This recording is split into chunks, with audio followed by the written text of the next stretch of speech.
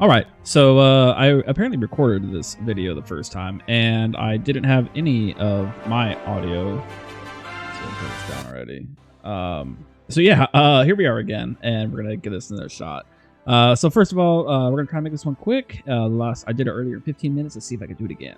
But basically, we're gonna be talking about the 3-threat characters and the affiliated tactics cards. Just real quick, down and dirty. Let's do this. All right, to begin. Our affiliated tactics cards, right? So we're going to talk about Cat and Mouse. Cat and Mouse is probably like your ipso facto, like this is the tactic card for the affiliation that you see most of the time. It's really good because it enables a lot of round one plays and a lot of let me get aggressive. Psylocke loves this card right now because she can basically get 2 attacks on the center line, which is huge. So if you run somebody else, you can do that, like let's say Logan. Then I have 2 characters that are threatening center line attacks on a center grab scenario, like your C-shapes. This is a reason why I love Kree Core or Alien Ship for X-Force, because I have these options to be able to really just go to town on that center extract area. But really, there's not much else to it. Like, there's some scenarios where some people don't like it. I take it every game. But we have Cable loves it, 23 loves it. If you're doing fastball special, Wolverine or Colossus kind of enjoy it too. Another cool thing about Cat and Mouse is on certain maps, you can set yourself up to be able to grab something. And then your Cat and Mouse person will be within range 2 of them. And then you can basically stop deception with Cat and Mouse. So I love this card. It's pretty solid. But again, yeah, Cable, 23, and Psylocke are by far like the most like use case for this card. Pretty Sneaky. So Pretty Sneaky is another card that I think is like pretty good. I think the issue with Pretty Sneaky is it's pay 2 and only X-Force characters. I think if this card was pay 1, then it would be much better because then you could basically grab something round 1 and then go up and round 2 start off with paying for it. It might be too good at that point, but then at this, like I would take this card every game if that was the case. But it's pay 2 X-Force members. That's the issue with it.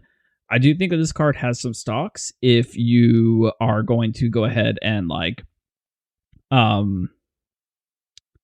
basically build around it. Like I used to play Gambit with Dark Past, and then I would chain into Pretty Sneaky, so I'd have like 2 rounds back to back where like my opponent could barely interact with me, and that like helped a lot, and I really enjoyed playing that way. I see this card as like I'm gonna get in there, grab the objective, and like get away. It's a fun card, and if you build around it properly, I think it can work great.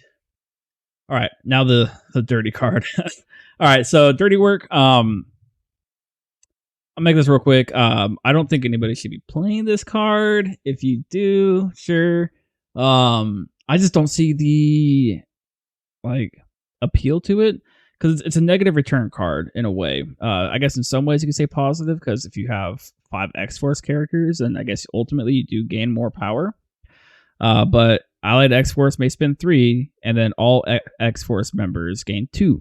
But you have to daze or KO by an allied X-Force character. That's the issue with it. You have your highest threat person that I need an X-Force member to kill or KO. It's more easy to pull off nowadays than it used to be. So maybe I should revisit it, but I just find it hard to wrap my head around. I'm going to spend 3 power to give all my X-Force characters around 2 power back.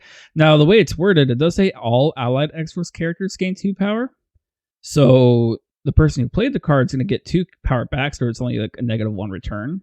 But I just like power is such a hot commodity in X-Force. That's why another reason why I love Kree Core is our power is like so low because we're using it for our attacks or superpowers. So I find it hard to find myself wanting to spend 3 power to spread it out. I don't know, like this card's like, the more I think about it, the more I'm like, it's just like, it's so restricted on what you need to be able to do to actually pull off this card.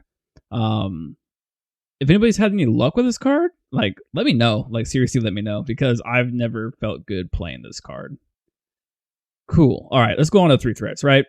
So Domino. Domino is like by far like probably like one of the better 3 threats across the game. Because like she's great at hunting big boys.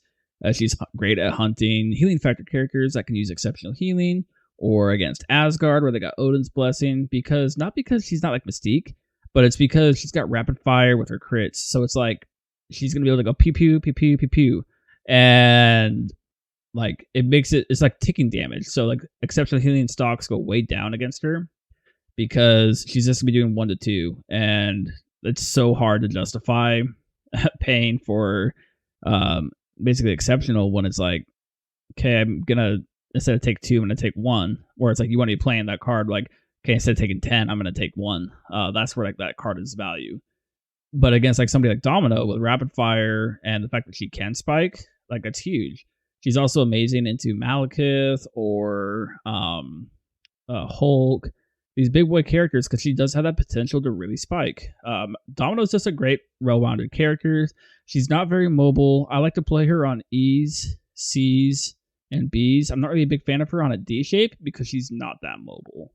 Her stat line and everything stays the same.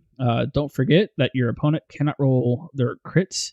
So basically, if they get a crit, they cannot roll an extra die in because it's Domino, whether they're attacking or defending her. So don't forget about that part. And again, nothing changes on the back. Oh, yeah, don't forget her Incinerate is auto. It's great. Doesn't need line of sight. This is by far the best grenade throw in the game because it's range 4. It ignores line of sight and cover, and it's auto Incinerate with explosive. Like, this is such a great attack. I love using it to set up stuff. Cool. All right. Next, we're going to Deadpool. Deadpool is like in a really weird spot for me. I feel like he'd be an amazing character if he had like 1 more health on his healthy side and a Bane gain power. Like if it was just a gainer, like it doesn't even need to be every attack too. It could be like the first Bane that is done gains a power, or like have the other ones subsequently say this follow-on attack does not gain power. But like if like just the first one gained power, I'd be happy with that. He's just in a really weird spot.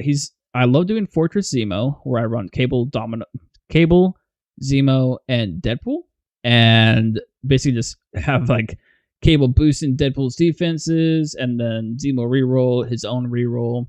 But it's just like he doesn't do enough to where he's like threatening.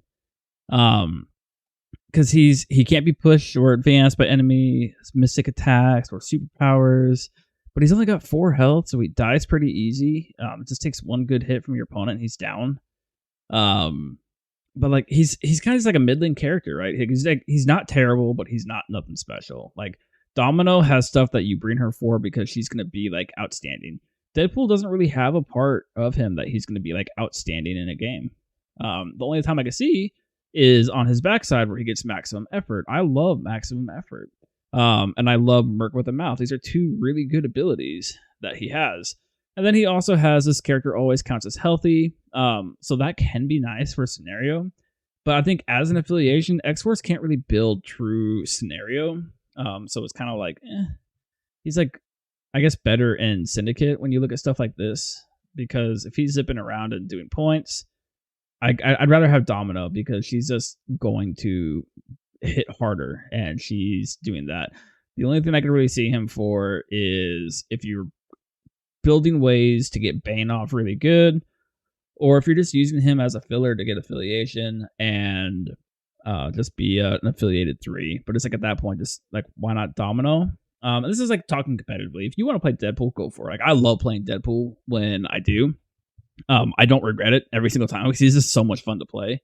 Because you roll your dice and you're like, and I know karate. Here's a reroll. So I love Deadpool. I wish he was a little bit more, to be perfectly honest. I really don't know what else to say about him other than that, because like he's a fine character. He's just like maximum effort's great. Merc with a Mouth is great. He's got great stuff, but like his front side being 4 health really hurts him a lot. And the fact that he doesn't gain power on Bane. I think for me personally, if he gained power on Bane alone, that might be enough for me to play him like more consistently. But he's a fun character. I don't really have any advice of where to play him other than Sword, because opponent can't really make him go away. He just kind of keeps going around and around and around. Other than that, he's kind of just like He's he's a middling character. Okay, 23. 23 is by far like our best three, right? She's extremely mobile. She punches well above her weight class.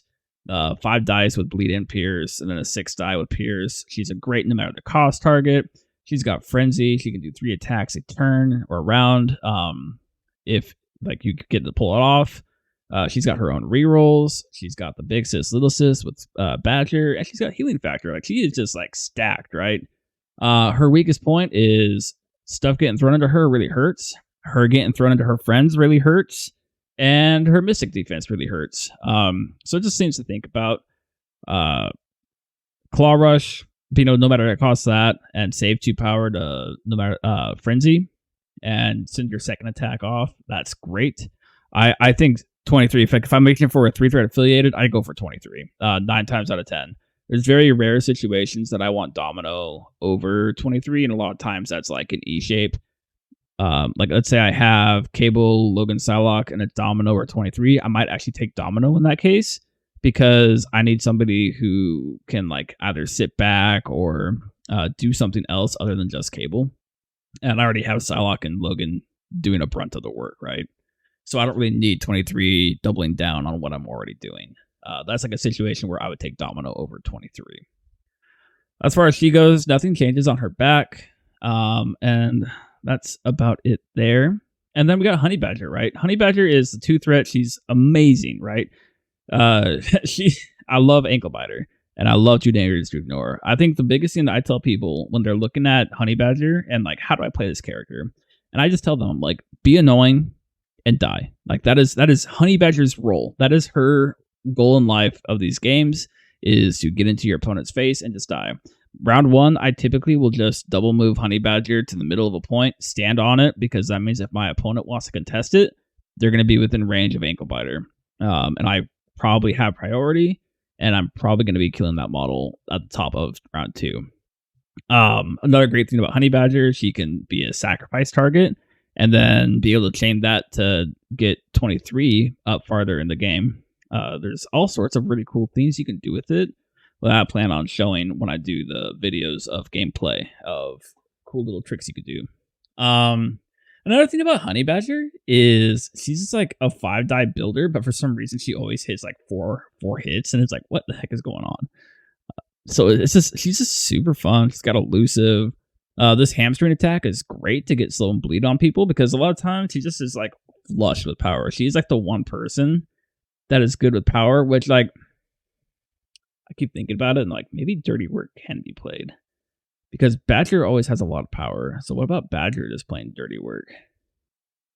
I might give it a shot just to see, because if I can give 2 power to other people and I know I'm able to kill somebody, it might actually be worth playing nowadays. I'm gonna have to give it a shot. It's been a while since I've actually tried it, so maybe we'll find out something together here. But I love Badger. Like she just makes list building so much easier because of the fact that she's a 2-threat and you got 5-threat Cable. So that's gonna wrap it up for the rest of the. That's going to wrap it up for the 3-threat affiliate characters and the affiliated tactics cards. The next one we do, we're going to talk about some 3-threat splashes and 2-threat splashes, as well as the unaffiliated tactics cards. If anybody has any questions about this episode, please let me know in the comments down below. I'll be sure to answer you. And if you have any ideas for topics of stuff that you want answered about like X4 specifically, let me know so I can add it to the list of things I will be talking about. Again, I'm going to try and keep these videos short, like 10 to 15 minutes. So I kind of have to like rush a little bit. Hopefully I didn't go too fast, because this is my second time recording this because I'm a dummy. But hopefully you guys are enjoying this. And thanks for stopping by and watching, and you have a good one.